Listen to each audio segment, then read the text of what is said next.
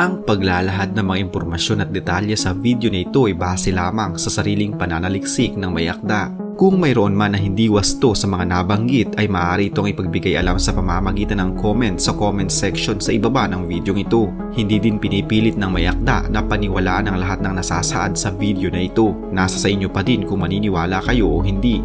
Salamat po.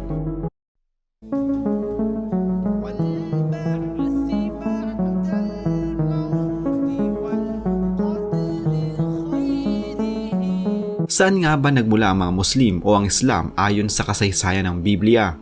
Sa aklat ng Lumang Tipan ay ating kikilalanin si Abraham na lingkod ng Diyos na matuwid at ayon sa kasaysayan siyang magiging ama ng maraming mga bansa.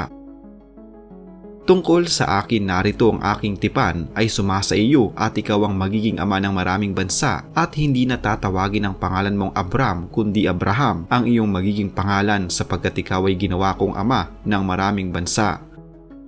Bukod sa siya ay magiging ama ng maraming bansa, siya din ang magiging ama ng mga nagsisipagsampalataya at tinanggap niya ang tanda ng pagtutuli na isang tatak ng katuwiran ng pananampalataya na nasa kanya samantalang siya ay nasa di pagtutuli upang siya ay maging ama ng lahat ng mga nagsisipagsampalataya. Bagaman sila ay nasa hindi pagtutuli upang ang katuwiran ay mabilang sa kanila. Si Abraham nga ay magiging ama ng nagsisisampalataya at dahil sa siya ay matuwid ay ibinilang din siyang kaibigan ng Diyos. At natupad ang kasulatan na nagsasabi at si Abraham ay sumasampalataya sa Diyos at yun ay ibinilang na katwiran sa kanya at siya ay tinawag na kaibigan ng Diyos. Si Abraham ay nagkaroon ng asawa na nagngangalang Sarai noong una at sa huli ay tinawag na Sarah ang kanyang pangalan. Ngunit sa kasamaang palad, si Abraham at Sarah ay hindi nagkaroon ng anak dahil si Sarah ay isang baog. Si Sarah ay may alilang babae o katulong. Iniutos niya kay Abraham na sipingan niya ang kanyang katulong o alila upang sila ay magkaroon ng sariling anak. Ang babaeng ito ay mula sa Ehipto na nagngangalang Agar at sinabi ni Sarai kay Abraham, "Ako'y hinadlangan ng Panginoon na ako'y magkaanak. Ipinababatid ko sa iyong maaari mong sipingan ang aking alilang babae nang sa gayoy magkaanak tayo sa pamamagitan ni Agar." Sinunod naman ni Abraham ang pag-uutos ng kanyang asawa. Agad na kinuha ni Sarai si Agar na kanyang alila. Naglihi si Agar sa kanyang pakikipagsiping kay Abraham at matapos nito'y tila pinawalan niya ng halaga ang kanyang katayuan at tila itinaas niya ang kanyang sarili. Dahil dito'y nagalit si Sarai, sinabi niya na nagmamagandang loob lamang siya upang magkaroon sila ng anak. Subalit nang maglihi ang kanyang alipin sa kanyang asawa ay tila na walang saysay ang kanyang pagiging amo sa kanyang alila.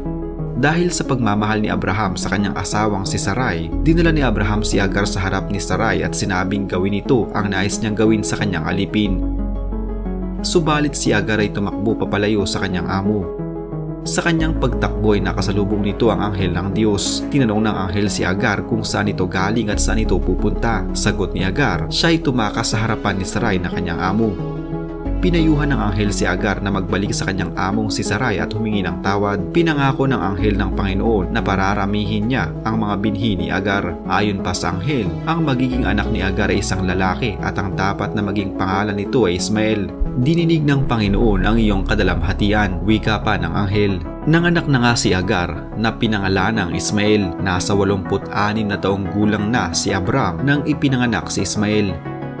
Ang anak na lalaking ito ni Abraham kay Agar ay naging katulong ni Sarah. Nang si Abraham ay nasa 79 na taong gulang ay nagpakita sa kanya ang Panginoon at nagsabi, "Ako ang Diyos na makapangyarihan sa lahat. Lumakad ka sa harapan ko at magpakasakdal ka." At sinabi ng Diyos kay Abraham, "Tungkol kay Sarah na iyong asawa ay huwag mo nang tatawagin na pangalang Sarai, kundi Sarah ang kanyang magiging bagong pangalan. Akin siyang pagpapalain at sa kanya ay bibigyan kita ng anak. Siya ay magiging ina ng mga bansa. Ang mga hari ng mga bayan ay magmumula sa kanya." Noong una hindi naniniwala si Abraham sa sinabi ng Diyos na bibigyan siya ng anak dahil sa masyado na muna siyang matanda para magkaanak pang muli. Nasa 70 taong gulang na din si Sarah at maaring hindi na din magbuntis. Nagpatuloy ang Panginoon at sinabing si Sarah ay magbubuntis at ang kanilang anak ay papangalan ng Isaac. Hindi din makapaniwala si Sarah sa kanyang narinig mula sa Panginoon dahil matanda na din umano siya para magbuntis at manganak. Lumipas ang panahon ay naglihi nga si Sarah at hindi halos makapaniwala. Hindi makapaniwala ang dalawang matanda na sila ay magkakaanak pa sa kabila ng kanilang katandaan. Sinunod ni Abraham ang naging bilin sa kanya ng Diyos. Tinuli nito si Isaac nang sumapit ang 8 araw nito.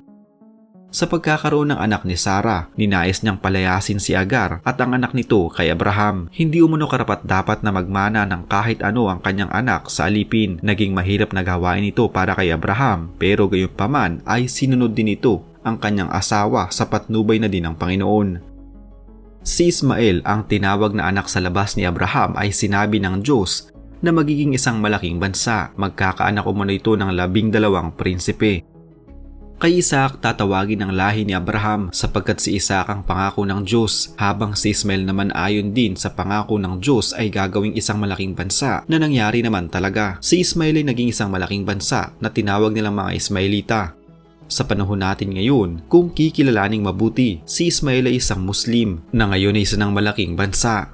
Nangangahulugan ito na lumaganap na ang Islam sa napakaraming mga bansa. Si Ismael ay kinikilala ng mga Muslim bilang isang propeta at ninuno ng ilang mga kilalang tribo ng Arabo sa Hilaga at ninuno ni Adnan, ang ninuno ni Muhammad.